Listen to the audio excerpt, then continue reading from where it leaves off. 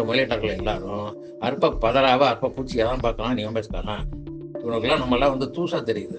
நம்ம தூசு இல்லடான்னு கண்ணில் துரும்ப விட்டு ஆட்டணும். சட்ட நுக்கத்தில் சொல்லிகிட்டே இருப்பான், சட்டத்தில் 1000 ஓட்ட வச்சுக்கிட்டு அது தப்பிச்சுக்கிட்டே இருக்காங்க. பணத்தை போட்டுட்டு நம்ம தப்பிச்சுட்டு இருக்கோம். அவன் பணத்தை வாங்கினவன் ஜாலியாக போகிறான்னாக்கா என்ன அர்த்தம்? இன்ஜினியராக இருந்தாலும் சரி, விவசாயியாக இருந்தாலும் சரி, ஜட்ஜாக இருந்தாலும் சரி, எல்லாரும் இப்போ நம்ம ஒரே சமுதாயத்தில் இருக்கோம், ஒரே கேட்டரில் தான் இருக்கோம். ஏன்னா அப்பாவிகள் பணத்தை கிடந்தால் ஏமாளிகள். அதனால இதில் வந்து ஈகோ பார்க்க வேண்டிய தேவையில்லை. எல்லாம் நம்ம யார் பொருள் யார் யாரை கேட்போம், நம்ம பொருள் மெய்ப்பொருள் காண்பது அறிவு அப்படின்னால எல்லாத்தையும் கேட்டு கேட்போம். அதுக்கப்புறம் இறங்குவோம் களத்தில். ஆனால் களத்தை இறங்கியாச்சும் பின் வாங்கக்கூடாது. அதுதான் எடுக்கிறது. ஒரு குழுவை ஆரம்பித்து அதில் காசு பார்க்கலாங்கிற நோக்கத்தில் நம்ம செயல்படவில்லை. அதுதான் பாயிண்ட்டு. நம்ம முதல்ல கூடணும் சார். மூஞ்சிக்கு மூஞ்சி நேராக பேசினா தான் ஒரு கருத்து வெளிப்படும்.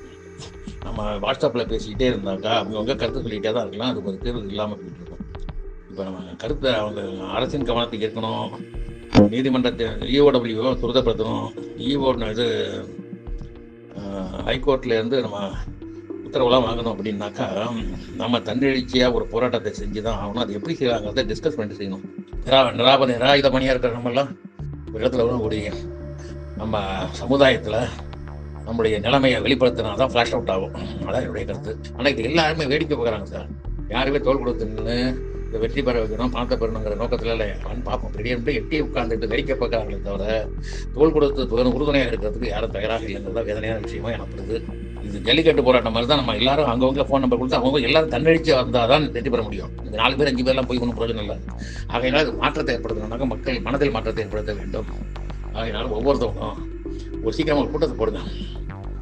தமிழ்நாட்டில் எங்கெங்கே இருக்கிறாங்களோ, உலகத்தில் எங்கெங்கே இருக்கிறாங்களோ, பணம் போட்டு அதில் நம்ம இஓடபிள்யூ ஆஃபீஸில் கம்ப்ளைண்ட் கொடுத்தவங்க எல்லாத்துக்கும் இந்த லிங்க் அனுப்புங்க.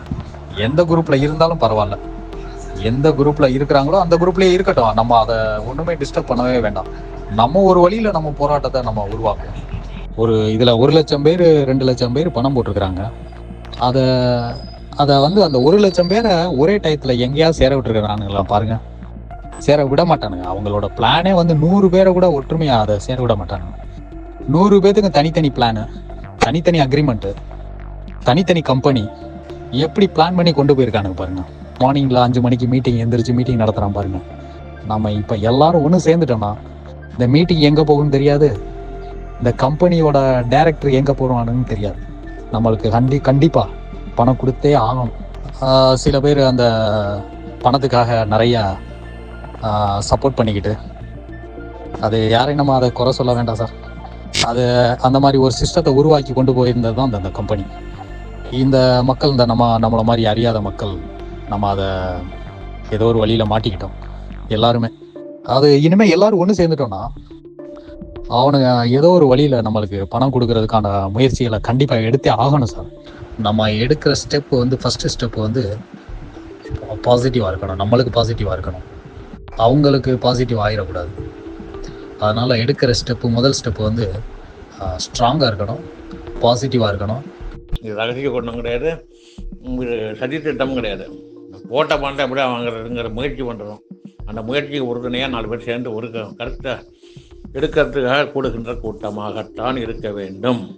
அவங்க தலைவராக போட்டிருக்கவங்கள வேணால் விலைக்கு வாங்கலாம், வக்கீலை விலைக்கு வாங்கலாம், சரியா?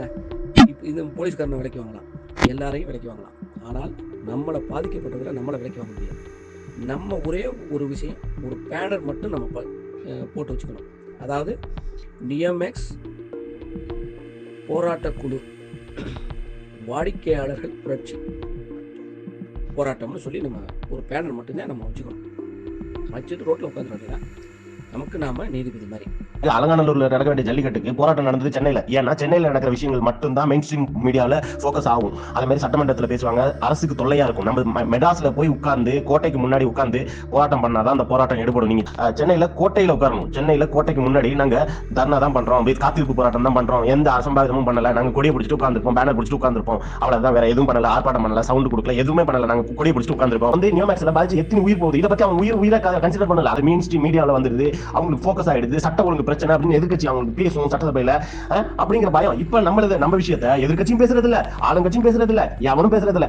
ஏன் பிரச்சனை பேசு, நாங்க இத்தனை பேர் பாதிச்சிருக்கோம், இத்தனை பேர் செத்து இருக்கான், இன்னும் இவ்வளவு காசெல்லாம் கொடுக்க வேண்டியது இருக்கு, இதை பத்தி பேசு, எங்க விஷயத்தை பத்தி பேசுன்னு சொல்லி எதிர்க்கட்சி தலைவர்கிட்ட நம்ம ஒரு அப்ளிகேஷன் நம்ம கொடுக்கலாம். அதே மாதிரி ஒவ்வொரு கட்சியும் இருக்காங்க, சின்ன சின்ன கட்சி, ஏதோ ஒரு கட்சி இருக்காங்க, அவங்களுக்கு எல்லாம் போய் எங்க பிரச்சனை கொஞ்சம் பேசுங்க. இதனுடைய முதல் டார்கெட் என்னன்னா 23,750 பேர் பாதிக்கப்பட்டிருக்காங்க பணம் கொடுத்து புகார் கொடுத்தது. அதாவது இதுல மொத்த பாதிப்பு 3 லட்சம் கிட்ட, ஆனா புகாருக்குன்னு வந்தது வெறும் 23,750 தான். இதுல நிறைய கம்ப்ளைண்ட் ரிட்டர்ன் ஆயிடுச்சு, அது வேற விஷயம், அது தேவையில்லை. இப்ப நமக்கு ஃபிகர் 23,750.